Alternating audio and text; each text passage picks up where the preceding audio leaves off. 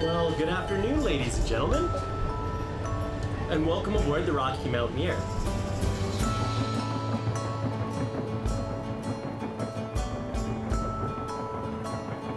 The window of a train is one of the best ways to enjoy the beauty of North America.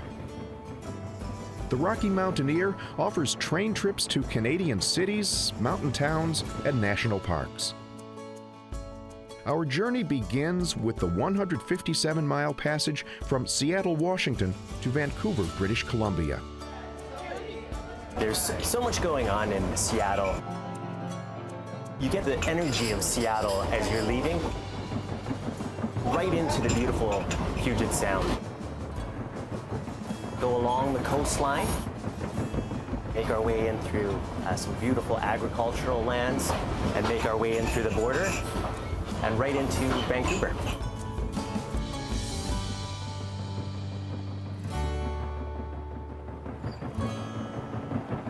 So what we like to do is to start this trip off on a good track is a little cheers. To friends, to new friends we'll make, to amazing journey. Cheers and welcome aboard, everyone. To take full advantage of the scenery, the Rocky Mountaineer travels only during the daytime. Passengers overnight at locations along the route. This trip covers roughly 1,200 miles on the train through some of the most remarkable scenery in North America. From Vancouver, the train overnights in Kamloops and then on to Banff. Most passengers explore the Canadian Rockies before reconnecting with the train in Jasper for the return trip to Vancouver. Which would you prefer? The dried fruit. Thank you. Yeah, you're welcome. We're here to encourage friendships and socialization. There's not much to do but sit back, relax, as we bring you in along the beautiful coast into a place I love to call home, Vancouver.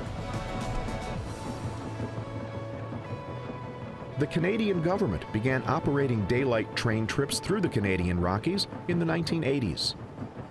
The service was eventually turned over to the private sector, and the Rocky Mountaineer has been operating tours along the historic and scenic rail lines of the Canadian Rockies for more than 25 years.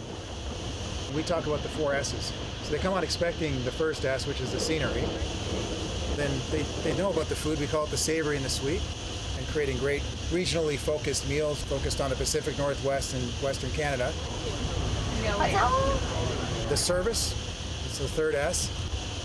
And then the last one, I think a lot of people don't realize that occurs on the train, is the socialization. There's a real magic that happens when you're traveling with people from around the world. You know, the conversations you strike up and the friendships that are kindled on the train, it's really special. When we finish this tour, we're flying down to Austin, so to see my granddaughter for the first time. For the first time, how exciting.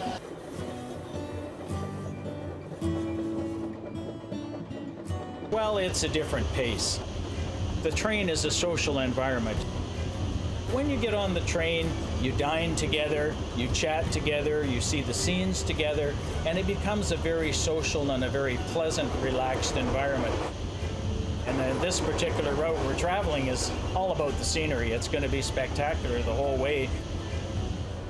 Probably the most stunning area will be Chuckanut Bay, renowned for having the Cascade Mountain Range actually goes right down into the ocean, and you'll see these beautiful sort of volcanic rock formations.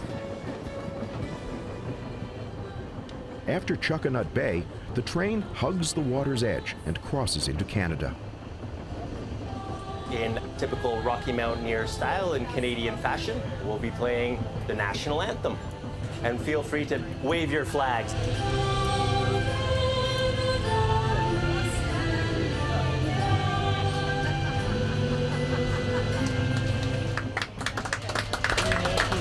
All right, now we can drop the puck and play some hockey.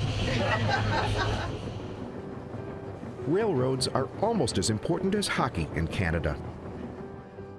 The completion of Canada's first transcontinental railroad in 1885 united the country from coast to coast. The railway also opened the Canadian Rockies to visitors.